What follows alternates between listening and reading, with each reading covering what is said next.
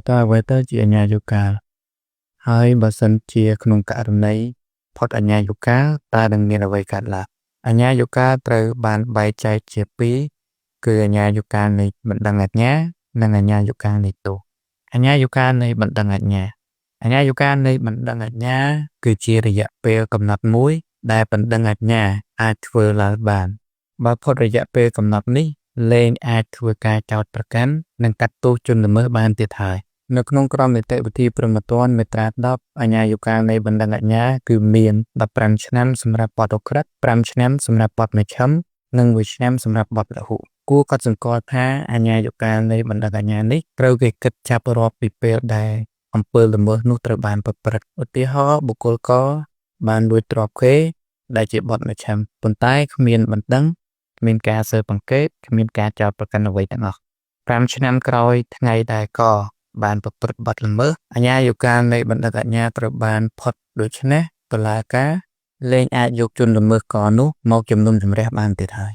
គួរបញ្ជាក់ផងដែរថាមានប្រភេទបទល្មើសធំធំមួយចំនួនដែលមិនមានការផុតអាជ្ញាយុកាទេដែលមានចែងនៅក្នុងក្រមនីតិវិធីព្រហ្មទណ្ឌមាត្រា9បទឧក្រិដ្ឋកម្មប្រល័យពូជសាសន៍ឧក្រិដ្ឋកម្មសង្គ្រាមនិងឧក្រិដ្ឋកម្មប្រឆាំងនឹងមនុស្សជាតិគឺជាប្រភេទឧក្រិដ្ឋកម្មដែលគ្មានអាជ្ញាយុកាទេមានន័យថាបើទោះបីជានៅក្រោយពេលដែលប្រព្រឹត្តអំពើល្មើសពុតម៉ានឆ្នាំក៏ដោយក៏តុលាការអាចយកជនល្មើសមកកាត់ទោសបានដែរអាជ្ញាយុកានៃទោស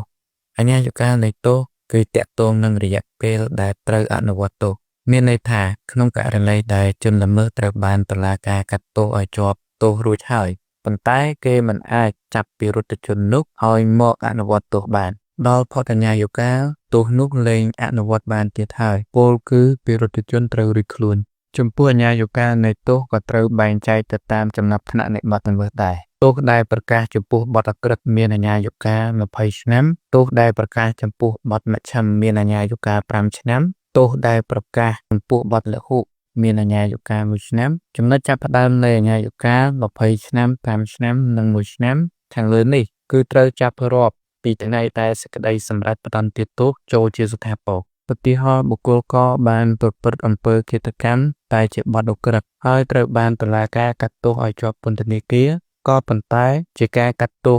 ដោយកំបាំងមុខដោយសារតែក